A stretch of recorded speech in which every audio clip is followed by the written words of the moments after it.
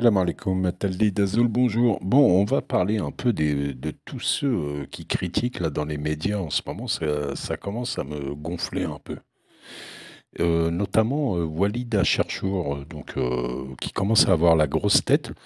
Avant, il était juste dans le Club des 5, une chaîne YouTube, voilà. Maintenant, il commence à passer à RMC, etc. Mais vraiment, on va l'écouter tout de suite et je reviens vers vous. Avec, encore une fois, la République des copains, moi je l'appelle comme ça, où malheureusement Riyad Mahrez ne peut pas sortir même s'il ne fait pas un bon match. Non, mais qu'est-ce que ça veut dire, la République des copains? Non, mais franchement, c'est vraiment de la polémique. Le gars, il a compris le journalisme, ce que c'est sortir des énormités qui, en plus, c'est une grosse polémique. Ça veut dire que Belmadi favorise des gens quoi, au détriment de l'équipe, etc. Non, mais j'ai même pas envie de commenter ça parce que c'est vraiment le gars. Il est en train de monter un peu, de commencer à se faire connaître et donc il fait des grosses polémiques. Ou bien il est bête, ou bien il est ridicule, ou bien il a rien de cohérent dans ses analyses et il fonctionne qu'à l'émotionnel. Parce que la question qui va se poser, c'est est-ce que Mahrez ne veut plus ou est-ce que Mahrez ne peut plus?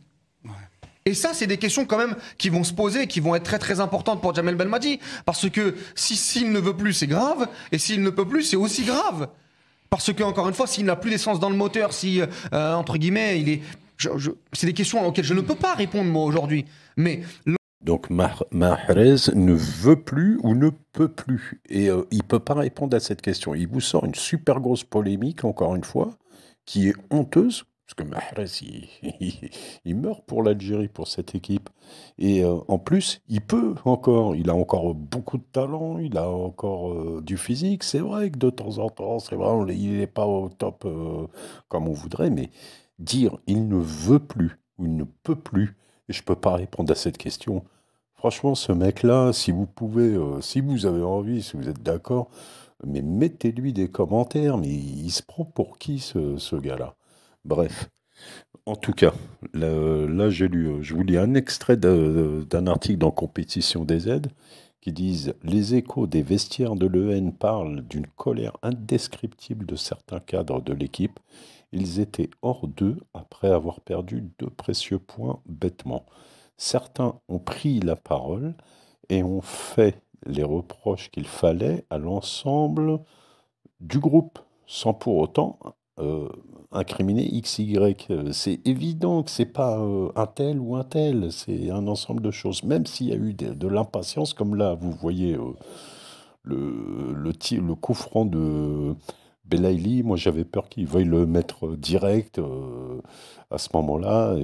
Bon, bref, c'est Belaïli, quoi, et puis c'est l'impatience, alors que là, il faut être. Vraiment, faut pas faire de fantaisie, quoi. Et ça, c'en était une.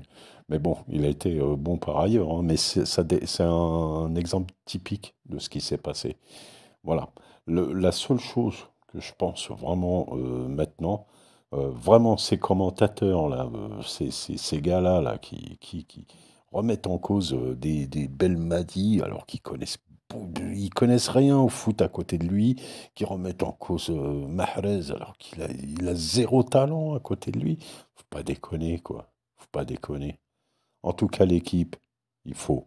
C'est vrai qu'il leur faut moins d'impatience, plus de maîtrise et à eux de se serrer les coudes afin de sortir le N de cette situation. Point à la ligne. Allez, Maslama, à bientôt. Moi j'y crois.